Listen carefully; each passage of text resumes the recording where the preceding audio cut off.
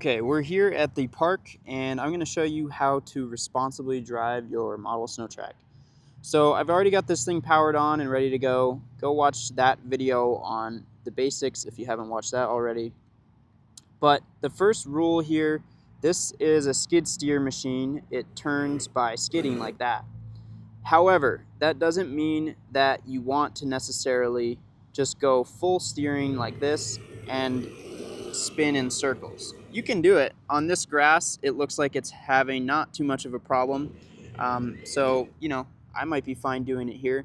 But if you notice, the tracks are catching and it's binding up and causing a lot of trouble for the machine, do not do it, because that is a quick way to damage this thing. All right, the next thing is top speed. So these adjusters right here, these little dials, adjust your top speed and your steering sensitivity.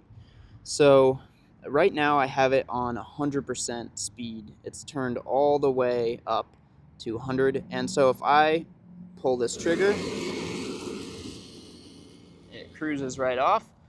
And that is perfectly fine. You can run it at top speed. However, I would recommend, if you're running this thing for a long time, or if you're running it in deep snow or something like that, I would recommend turning it down a little bit or just driving slower, and that's gonna preserve the drivetrain and just take it a little bit easier on this machine, and that'll make sure it lasts longer.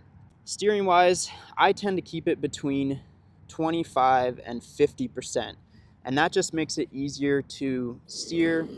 It doesn't turn super sharp. It kind of just meanders the way you would want. And it also prevents you from sitting it in one place and turning really, really fast, because that is a good way to damage this. So if you have the steering turned pretty low, then there's a good chance you won't be able to damage it that way. Okay, so the next thing is just what kind of surfaces can you drive this on? Right now we're on grass. Grass is obviously soft and fine. No problem with grass. Snow is good, any depth of snow. Water, you can drive it in some water. I wouldn't go up above here in water if you can avoid it. A little bit of water, it's gonna be fine. Just don't go too deep or for too long. Use common sense there. And then rocks, you can definitely drive this thing on rocks. Just know that your tracks will wear out a little bit faster, but you can definitely crawl it over rocks, no problem. Gravel you have to be a little careful with, because if chunks of gravel get in here, they might be able to derail your track and stretch things out and damage things. So be careful with gravel, but you can drive on gravel. Sand is really fun, but know that if you drive on sand, you will probably shorten the lifetime of the Sno Trac. So the sand is going to get all into these parts and wear them out much quicker.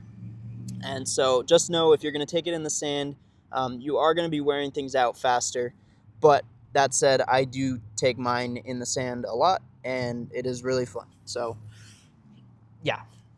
The last thing I would say is, in the woods, sticks and stuff, just be careful that you don't suck sticks into the tracks, because if you get a stick that binds like this and prevents the track from turning, you might be able to break the gears or the motors that drive this. So just be careful you don't suck sticks into here.